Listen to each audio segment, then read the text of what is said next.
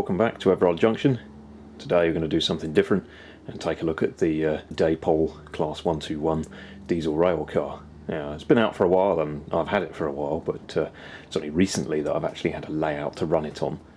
Before we get started, I would like to apologise for the lack of videos over the last couple of months. Those of you that live in Europe will already know why, and that is due to the extreme heat that we have been experiencing both in Europe and in the UK for some considerable time. It has finally started to cool down again, although there is talk of it getting hot over the next couple of weeks once more. The insulation in the loft has done an excellent job of keeping the heat out, but it only lasts for a few days. More than a few days of prolonged heat eventually works its way through the insulation into the attic, and then it becomes unbearable to do anything up here. This is the first high detail motorised engine or unit that I've ever got from Dapol. Up until now I've always had rolling stock, so this is a bit of a first for me, and looking forward to getting it on the layout. Following on from the success of the Class 122, the Western region of British Railways ordered another batch of 16 single cars and 10 trailers. The trailer vehicles were unpowered and only had a cab at one end. The powered cars featured two engines and featured a driving cab at both ends. The vehicles were built by Press Steel in Linwood, which is in Scotland, and the vehicles became known as the Class 121 after the introduction of the TOPS numbering system in the early 1970s. The units entered service in 1960 and took over services that were originally monopolised by the GWR rail cars. As time progressed, more and more of the cross-country and rural branch lines closed, and that sort of work reduced, so many of the 121s were concentrated around Reading, Bristol, Cardiff and Plymouth. The units spent most of their life operating on the Western region and did so for many years. By the late 1980s, early 1990s, most of them were stationed at Old Oak Common, just outside Paddington Station on the Great Western Main Line. They were used in conjunction with the free car Class 117 units to boost capacity at peak times, as the 117s were only 3 cars long, and they were also seen many times, particularly in the late 80s and early 90s, covering for out-of-service 117 units that were vastly becoming outdated, worn out and generally unreliable, owing to their frequent use on the Great Western Main Line. After privatisation of British Rail was completed in 1997, only 4 Class 121s remained in passenger service. These were operated by Silverlink and they were based at Bletchley, and they were used on the Bedford to Bletchley line, although they did occasionally venture elsewhere. They were transferred to the Sudbury branch on hire to Great Eastern, and they were replaced by the Class 150s in 2001. 2 years later, a unit was returned to passenger service by Chiltern Railways, and it operated the Aylesbury to Princes Risborough shuttle in 2003 up until 2017. This marked the end of first generation DMU use on the passenger network in Britain, as by 2017 every other first generation DMU type had already been withdrawn. That makes the 121 the longest serving and arguably most successful first generation DMU type, having a service life from 1960 until 2017. The 121 is a relatively small unit, being only a single car. Inside it has 2 saloons which seats 65 people. The 2 saloons are in a 2+3 seating arrangement. One saloon is larger than the other, seating 45 people behind the cab, and then there is a doored partition dividing it from the smaller saloon, which seats 20 people, and then behind that is the guard and luggage van.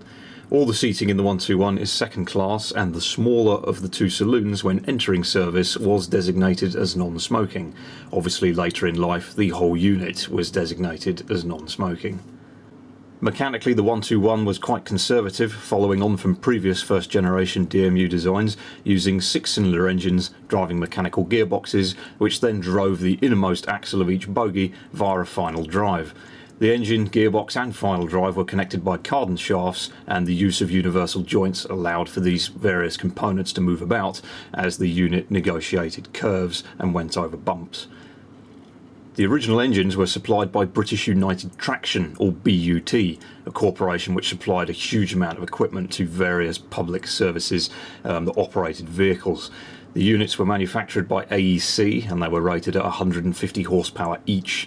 Later the engines were replaced with Leyland 680 engines, which were also rated at 150 horsepower. This was because AEC was bought by Leyland in the late 1970s, and it can only be presumed that as time progressed, the spares for the AEC lumps were getting harder and harder to find, making replacement of the engine with a Leyland type more sensible. The gearbox has 4 gears, giving a unit a maximum speed of 70 miles an hour, and the driver must change gear manually, similar to a car, but the controls are electronic. This was typical for pretty much all of the first generation DMUs, although some indeed featured different gearboxes.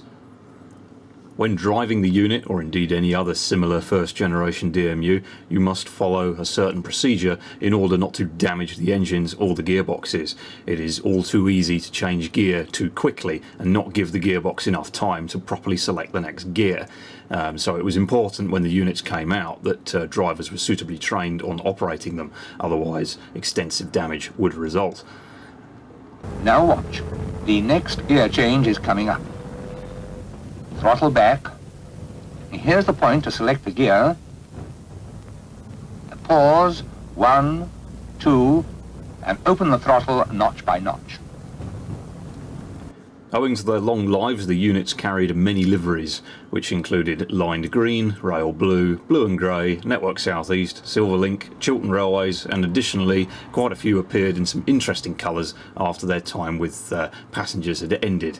They were quite flexible and were used for route learning and sandite purposes by companies such as Railtrack, so they were seen in other more interesting colours.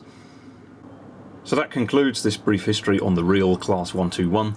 It was a very dependable, very flexible unit that provided a great deal of flexibility to British Railways, especially when operating those cost-constrained branch lines in the early days. And certainly as far as I'm concerned, if you can outlive all the other first-generation DMUs that were ever made in revenue-earning service, then must have done something right. So I would say the 121 is probably the most successful first-generation DMU ever built.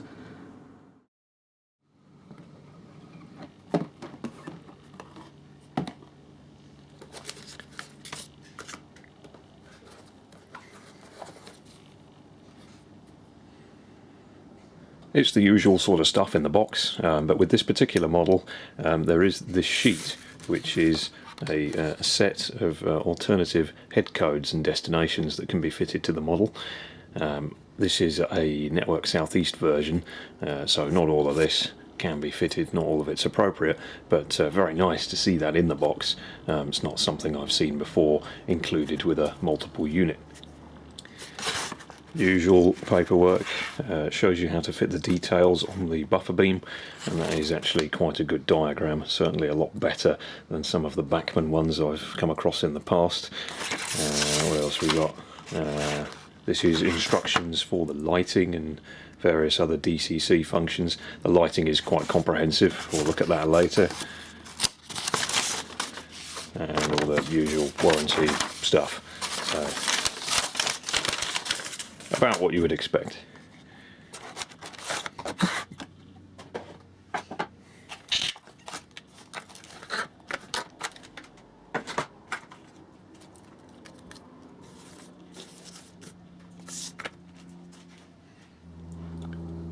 First observation is the destination is Greenford on this end, and on the other end it is Paddington, so that is perfectly alright for the region that my layout is set in, so I do not need to change any of that. The headcode box above the windscreens is blanked off, which is correct for a 121 in this period, and again that renders a number of the details on that headcode sheet redundant. But it is nice that it is included, and I imagine you get the same one in every box.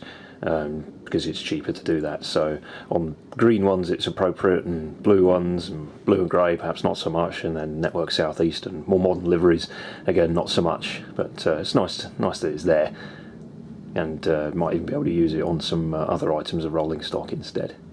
There's a number of small little detail parts to be fitted, which will almost certainly be all along the buffer beam.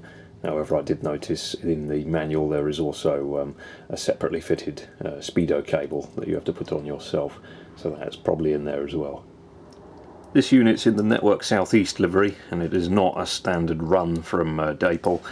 This is a limited edition from Hattons, and at the time of filming they are still available if you are interested. Obviously Network Southeast, perfectly appropriate for my layout, hence why I got these as opposed to one of the general releases. Generally, first impressions are very good. I can see lots of separately fitted and painted parts.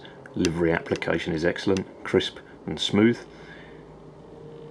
It looks certainly very attractive, and it's nice being able to see straight through the passenger compartment and out the other side. There is no motor block taking up space in the windows. Although you can see through the passenger saloon, it is worth mentioning that the interior is quite shallow. That being the false floor that's hiding the drive mechanism is basically in line with the tops of the seat bases. So it's not a very deep interior, but they've got to put the mechanism somewhere, and at least when you look down at eye level you can see through the interior and the seats are all present. So I'll let them off with that. You've got to find somewhere to put the motor. Interior detail on the cabs is excellent. It is very difficult to see through the small windows, but there are a number of separately painted parts there. You can see the handbrake and some of the driver's controls on the left hand side just there.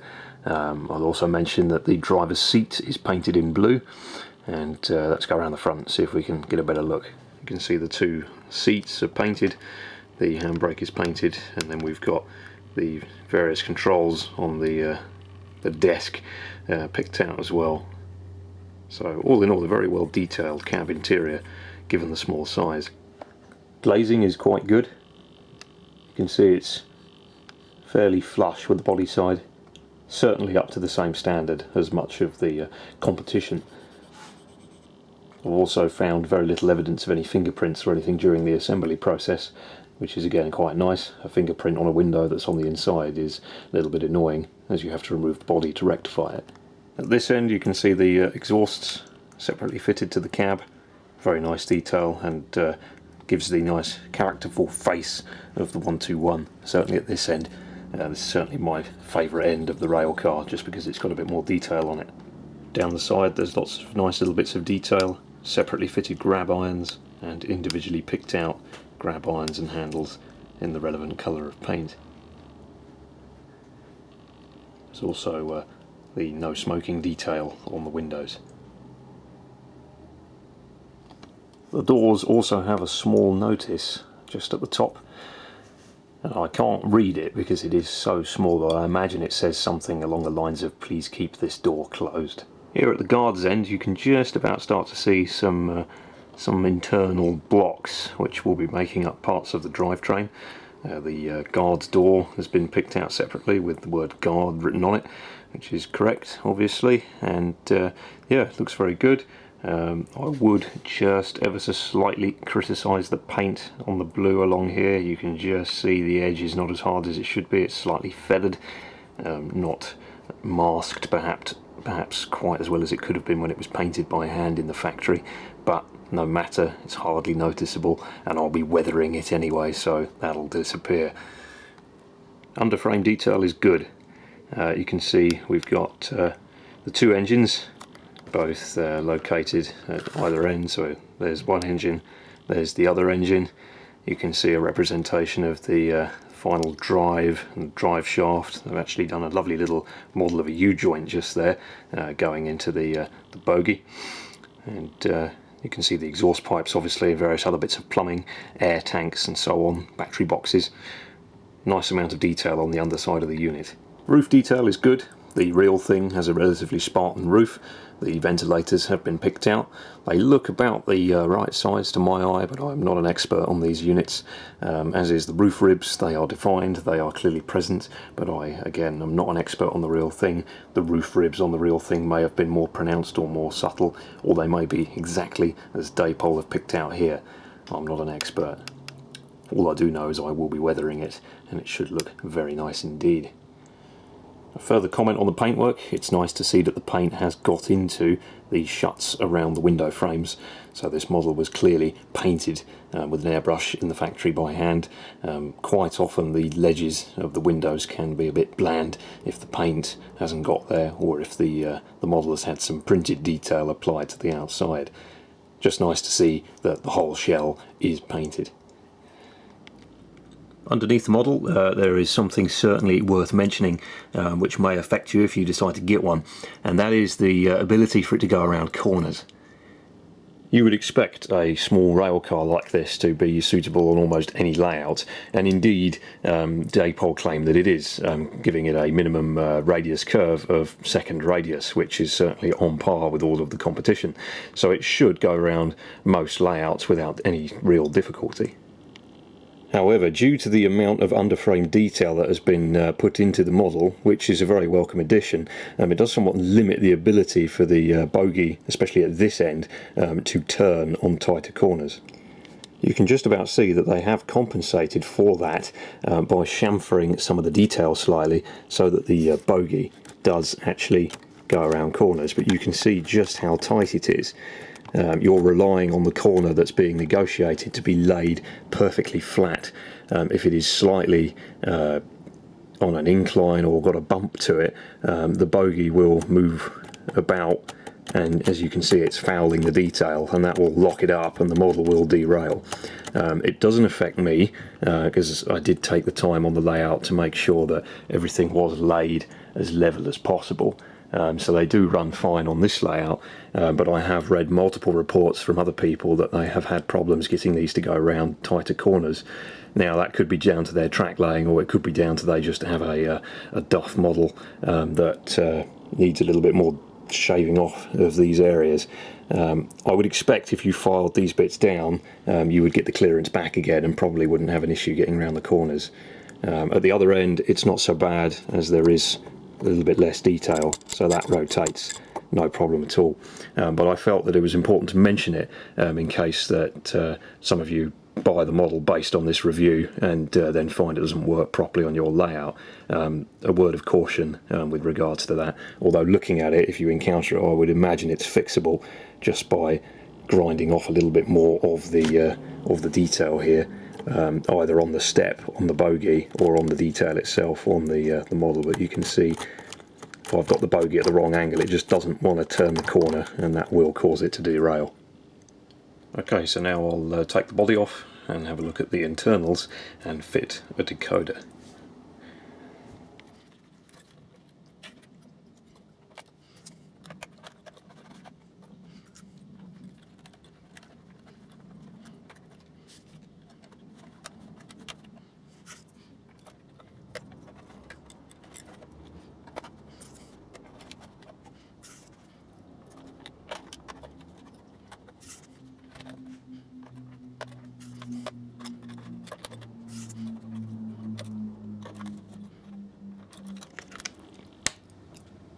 As detailed in the instructions, there are 8 clips holding the body on. There are no screws, it is purely clipped on. So using a blade, I have teased the body away from the edges and wedged 8 strips of plasticard down the sides where the clips are present. The body should now gently prise off the chassis.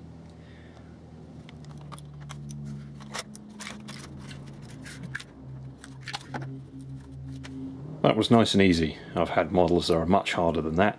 They're always fiddly, but that's more than adequate. Quite pleased with how easy that is to remove.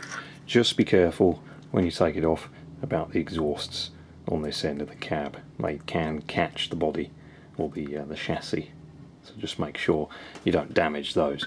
Other than that, nice and easy. There is a lid that says DCC, so that it must be where the decoder goes, and indeed it is. It already looks like it has a decoder in it, but that is actually the blanking plate. That is the most comprehensive blanking plate I've ever seen fitted to a DCC ready model. It wasn't that long ago that blanking plates used to look like that. The reason for the additional circuitry is due to the very small switches that you can see on the left hand side. These provide some level of control to the interior lighting if you are operating a DC layout.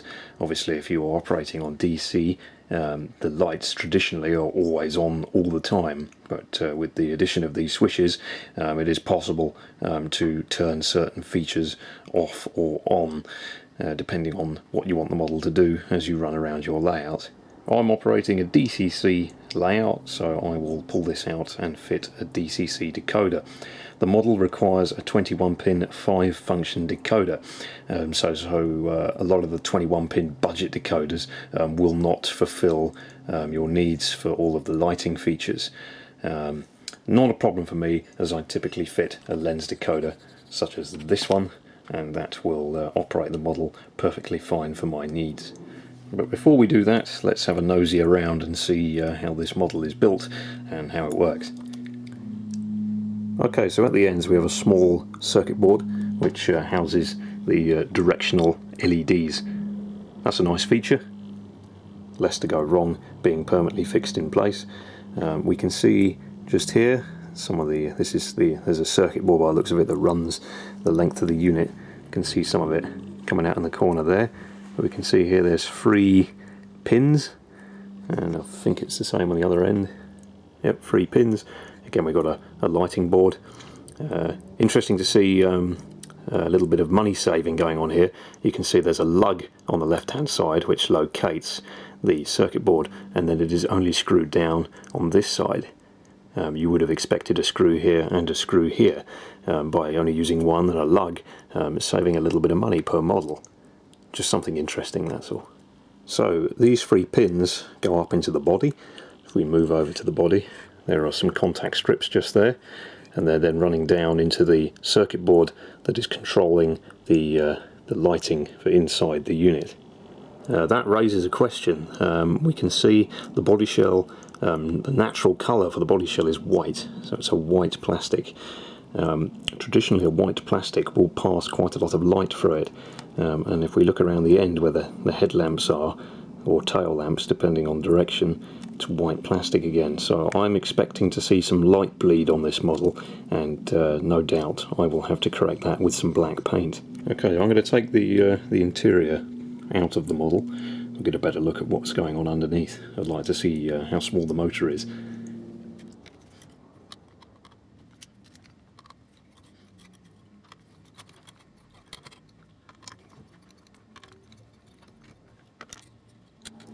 Okay, here we are in the inner workings of the unit. Something I didn't notice was more switches. You can see a cutout in the side of the interior, so they can be operated with the body, or with the interior still on. According to the labelling, rear lights, they turn the rear lights at either end of the unit off, which is a useful feature if you are running the model as the lead unit in a formation. You would need to be turning off the rear lights to maintain realism. There's a little spot up this end for fitting a speaker if you're going to be going down the route of DCC sound. I'm not in this case, but the provision for it is there. You can see got the traditional drive set up to power the wheels. Got a worm gear which will then drop down into a series of small gears transferring to each axle. And you can just about see there's the drive shaft underneath. And there it is coming into the motor, or the flywheel rather. There's the motor itself. Unusual type of motor, it's not seen before. Obviously it has to be low profile to fit into the unit. 2 flywheels on that. There's the other drive shaft, will go underneath. Another worm gear going into a gearbox, driving all the wheels. There's another switch up this end for turning off and on the front lights. So there's a lot of switches. That's 1, and then 2, 3, 4, 5, and if you include the blanking plug, 6, 7 switches for the lighting. So it has a very comprehensive lighting system. And the model would have been put together by hand, so while I'm here I'll just check the wires and the soldering. Soldering is neat, clean, everything looks to be in order. Okay, I've brought the model downstairs fitted the decoder. So before I put the body back on, I'm just going to do a little bit of painting, and I'm also going to add some passenger figures while I've got the opportunity. I'm going to paint the ends of the unit, just where the headlamps or tail lamps are, just to reduce some of that light bleed that I know it's going to have. I know it's going to have light bleed because I have two of these, and the other one is unmodified and up on the layout. I will show you a side-by-side comparison of this model having had the ends painted and the unmodified model to show you the light bleed in effect. So while I got the body off, I'll make those changes to this one, and then when I get around to it, I'll pop the body off the other one and also fit passenger figures and just paint a little bit of black just to improve the lighting. Okay, I've put some people in. These are just some cheap sort of figures that you buy. You can buy them off eBay. There's loads of people that sell them, and like, you know, these sort of bags. I'm sure you've probably purchased a few yourself in the past. They're not the best, but they're ideal for putting inside rolling stock because you're not going to see too much of them. It is worth just repainting them, or painting them properly, should I say. They actually come up rather well if you take the time to paint them properly. They look reasonable. Certainly good enough for putting in cars and inside buildings and inside rolling stock. So a few people in there, and now I'll put the body back on and get it back onto the layout. Okay, so I've clipped the body back on and put the model back on the layout alongside the other 121 that I purchased, which is also another Network Southeast limited edition, albeit in a slightly different version of that livery. First thing I'll do is just show you how good the lighting is on this model. So straight out of the box, if you use a decoder with enough functions, you have the directional lighting, you have the cab lighting, and that is independent for either end. So function 1 is for the cab at the back that you can't see, and function 2 is for the cab that you can see. And then you also have the saloon lighting as well, so there is a lot of control with the lighting. So I would say that's probably one of the best features of the model, is the controllability of the lighting. It is very flexible. The decoders are currently on their default settings, and you can see both units are lit up a little bit like the high street at Christmas time. They are rather bright. Now it's all configurable within the decoder, so I will be considerably turning down the intensity of the LEDs that are lighting the unit, which will also reduce a little bit of that light bleed. Painting the ends of the unit we were looking at earlier has helped a little bit. You can see the unit to your left is got a little bit more of a glow around the lights, and then the unit to the right that I painted a bit of black on the fronts of the cabs doesn't look quite as bad. But I expect just turning down the intensity of those lights will pretty much eliminate most of the light bleed and give a more realistic lighting appearance. Okay, so I'm on the controller now in the programmable settings of the decoder, and I'm just going to adjust the brightness of the unit to try and bring it down to some more realistic levels. Okay, so that's the directional lights turned down, and the cab lighting, and the saloon lighting. Straight away that looks a lot better. It's much more subtle and what you would expect to have seen back in the real world when these were in operation. So there's how they look with the adjusted lighting in the dark. Not too bad. Bit of light bleed here and there, but nothing that you don't see on other models. I'm quite happy with that. And again, I've only done a rough guess for adjusting the brightness of the LEDs. I can always turn them down a little bit more if I feel they're a bit too bright. But again, we'll go through the functions. So you've got the directional lights, you've got the cab light at both ends, and then you also have the saloon lighting as well, which is excellent. So you could have, you know, a scene where you're in a siding and the driver's got in and he's turned on his cab light and got into the cab, but the unit is not yet ready to move, so directional lights are not switched on, no passengers aboard, so saloon lights are off. So you can set the scene up exactly how you want. It's very configurable. Okay, so now I'll get the models running and show you the running tank characteristics, and also run in the one closest to the camera, which I've only just unboxed. At first I was a little bit worried because if I show you with the unit that I've just unboxed, straight out of the box it does not run very well at all. It's very juddery, and a little bit, there you go, so it's completely cut out there, and it needs a push, and moved a bit, and now it's cut out again. So I was a little bit concerned, but with running they improved dramatically, so I expect the pickups just need bedding in. As an example, the unit behind it now runs perfectly alright. Now it's had a couple of hours of running. You see that's pulling away real nice and smooth, making its way off down the main line. That one ran just like this one did, so I'm hoping with some prolonged running in, the characteristics of the running will improve. I will also make sure the track is nice and clean, and just check the model's wheels are clean as well.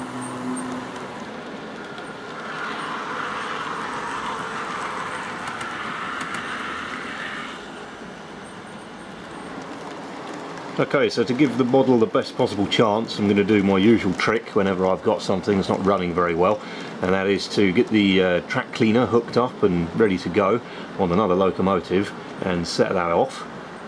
And then the locomotive that's got dirty wheels or not running particularly well for some reason, I will run behind it, and the residue from the track cleaning wagon on the tops of the rails will give the wheels on the troublesome unit the best possible chance at getting nice and clean and running nice and smoothly.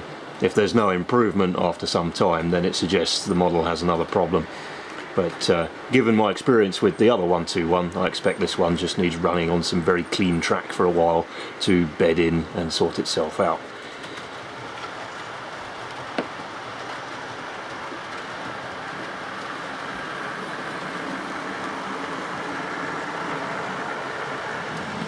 Okay, it's only done about half a lap so far, but following the residue of the goo gone that I've got in the track cleaning wagon, it's already running a hell of a lot better and should improve with time.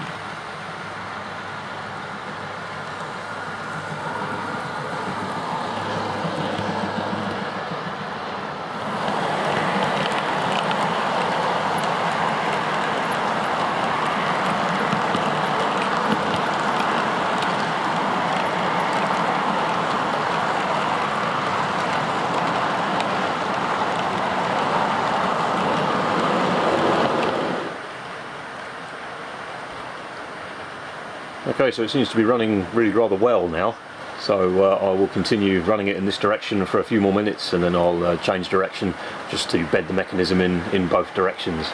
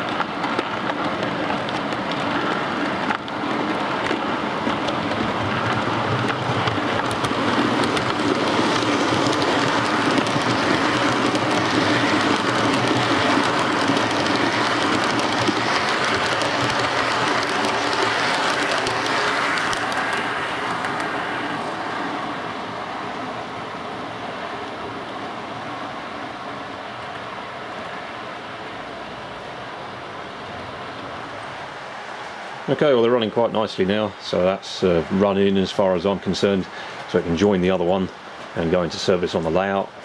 Most of the time they will be running on the branch line, as you can see here, and also on the relief lines. They will rarely stray out onto the main lines, as they were generally for local services. So most of the time you will see them doing something similar to that.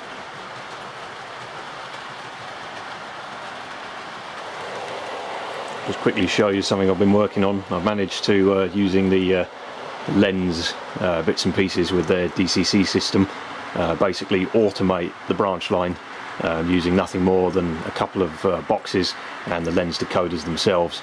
And so the branch line is now working in a push-pull arrangement.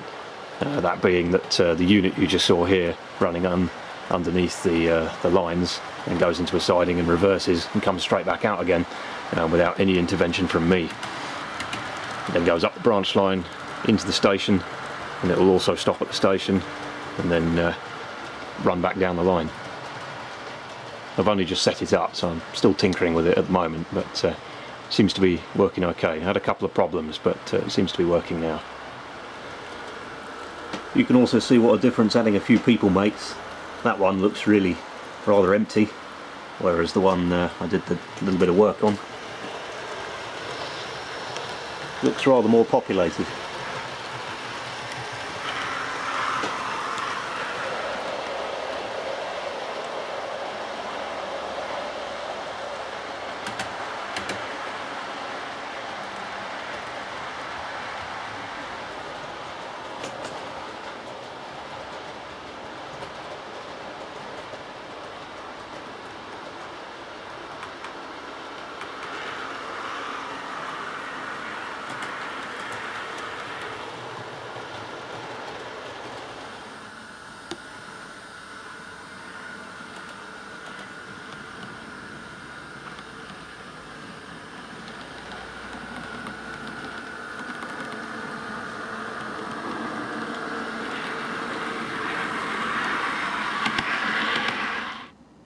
So there you go, that was unboxing and running the Dapol Class 121 diesel rail car, or bubble car.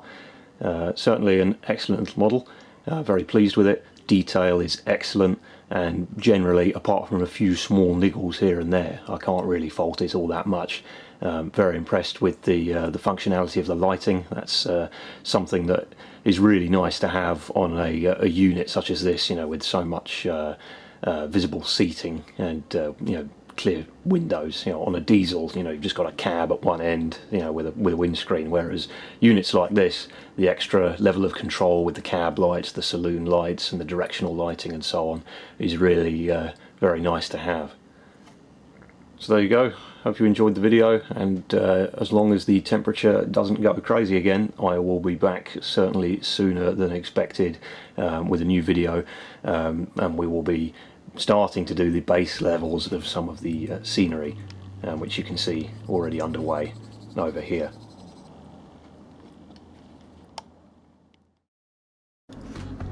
Thanks for watching the video. If you liked what you saw, you can see more of our junction videos by clicking on the left. You can click on the right and check out Dean Park Station, another excellent model railway set in Scotland in the 1980s.